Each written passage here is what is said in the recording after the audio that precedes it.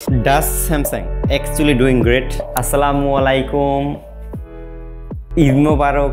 কেমন আছেন সবাই? Well, Samsung as a brand আপনারা তাদের থেকে কি এক্সপেক্ট করেন? Premium sale service, respect consumer, phone কেনার পরে কোনো সমস্যা হলে আফটার সেল সার্ভিস।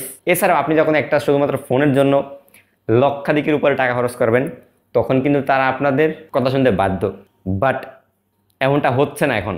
বাংলাদেশের কথা বলে লাভ নাই, এখানে আনঅফিসিয়াল মার্কেট, স্যামসাং অফিসিয়াল আছে একেবারে না থাকার মতো।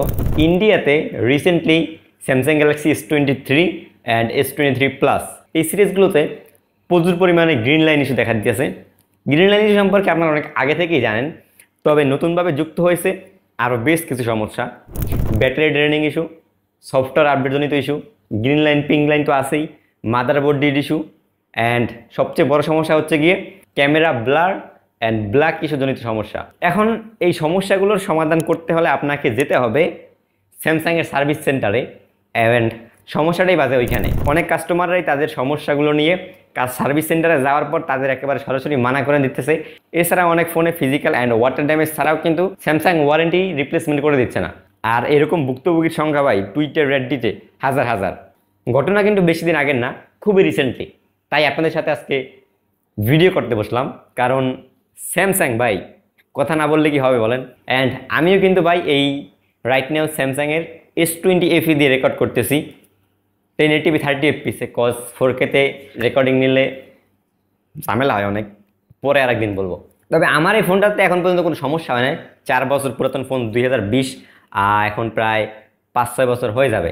আর One UI 7 আপডেট ডিলের কথা তো জানেনই, যেখানে অন্যান্য ব্র্যান্ডগুলো সেপ্টেম্বর অক্টোবর মাসে দিয়ে দিছে, যা আজ থেকে প্রায় 7 থেকে 8 মাস হয়ে গেছে। স্যামসাং এখনও অ্যান্ড্রয়েড ভার্সন 14-এ, আর 2-3 মাস পর অ্যান্ড্রয়েড 16 চলে আসবে। আর স্যামসাং এখনও অ্যান্ড্রয়েড 15 দিতে পারে নাই। ঘটনা শুরু হয়েছে আজ থেকে প্রায় 1 কিংবা 1.5 মাস আগে।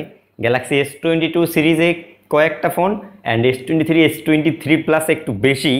সমস্যাটা হচ্ছে গিয়ে সিকিউরিটি প্যাচ আপডেট দেওয়ার ফলে হয় ফোনও বন্ধ হয়ে যায়, একেবারে অন হয় না, অথবা গ্রিন লাইন পিঙ্ক লাইন চলে আসে। অ্যান্ড যেহেতু ফোনগুলো 1 থেকে 2 বছর আগের হয়ে গেছে, সেক্ষেত্রে এই ফোনগুলোতে অফিসিয়াল ওয়ারেন্টি থাকে না, যার জন্য সার্ভিস সেন্টার থেকে কিন্তু ভাই বিনা খরচে রিপ্লেসমেন্ট করে দিবে না।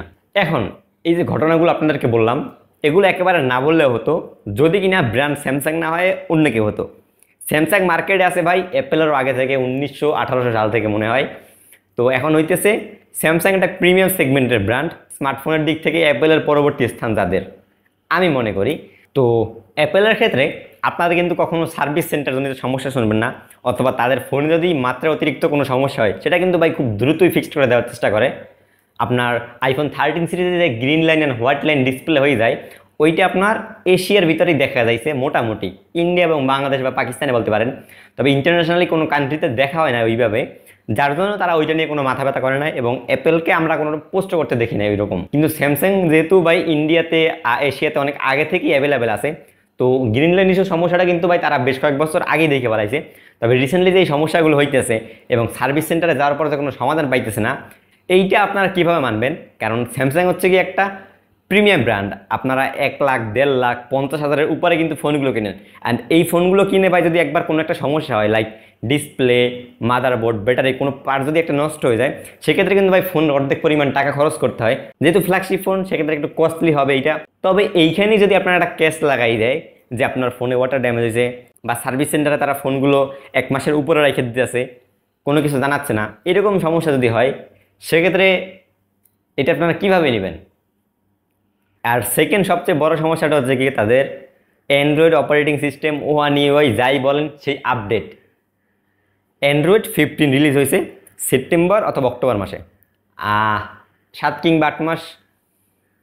প্রত্যেকটা ফোনে কিন্তু এখন অ্যান্ড্রয়েড ভার্সন 15 আছে, কিন্তু স্যামসাং এখন অ্যান্ড্রয়েড ভার্সন 14, One UI 6। স্যামসাংয়ের যে লেটেস্ট ফোন আছে S25 সিরিজ, হ্যাঁ ঠিক আছে, নতুন ফোন One UI 7 নিয়ে রিলিজ হবে। তবে যারা লাস্ট ইয়ারের S24 ultra, S23 ultra use করতেছে, তো তারা যখন এত বাজেট দিয়ে প্রিমিয়াম সেগমেন্টের ফোনগুলো কিনছে স্যামসাংয়ের, 7 মাস 8 মাস হয়ে গেছে, তারা এখন আপডেট পাইতেছে না কেন ভাই? তাহলে 1-1.5 লাখ টাকা খরচ করে লাভ কি? ওইরকম রেডমি, শাওমির মতো ভাই 10-15 হাজার টাকার ফোন কেনাই তো যথেষ্ট না। যখন বেশি টাকা দিয়ে একটা ফোন কিনবো, তখন আপডেট যেদিন আসবে ভাই ওই দিনকে পাওয়ার কথা। আগস্ট সেপ্টেম্বরে ভাই আর 2 থেকে 3 মাস পর অ্যান্ড্রয়েড 16 চলে আসবে, কিন্তু স্যামসাং এখন অ্যান্ড্রয়েড ভার্সন আছে 14। তবে ভিডিওটা করতেছি আমরা জুলাই মাসে। আশা করি এই মাসের ভিতরে স্যামসাং S22 অথবা ফ্ল্যাগশিপ বিজনেস সব সিরিজেই 1UI7 আপডেট নিয়ে আসবে।